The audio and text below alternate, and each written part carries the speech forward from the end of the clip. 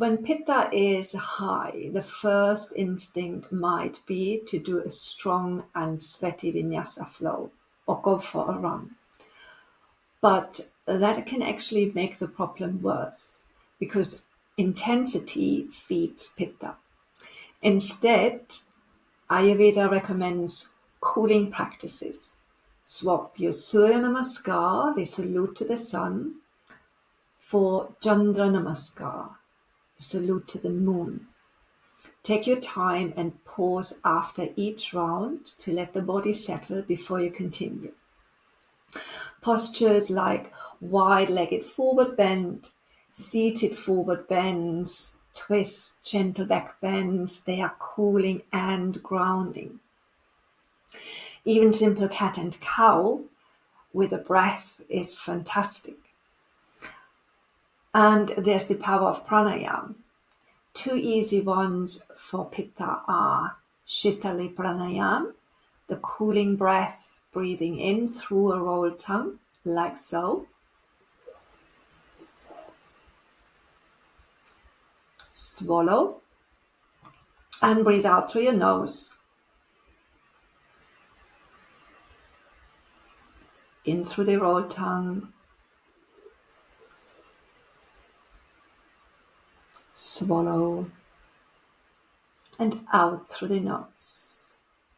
Alternatively, if you can't roll your tongue, fold it in and then breathe in like this.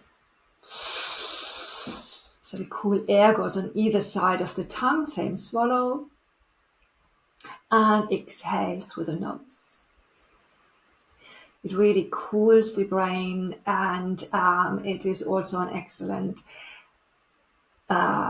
excellent breathing technique when you feel a bit short-fused. Another one, excellent, is Brahmari breathing. The bee breath, it's humming on the on the exhale, and it calms and soothes the mind and the nerves, reduces stress. Excellent for the evenings before you go to bed or when you feel a bit wound up and restless.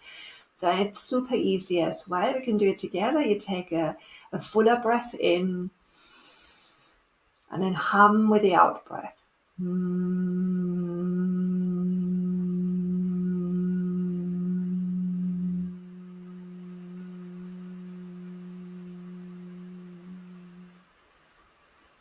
One more. Fuller breath in.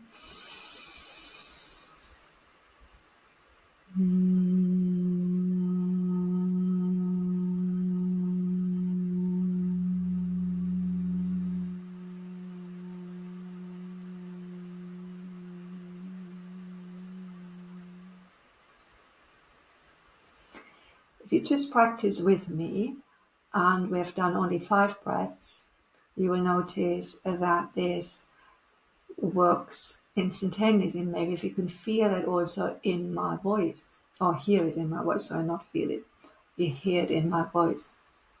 Have you tried these before?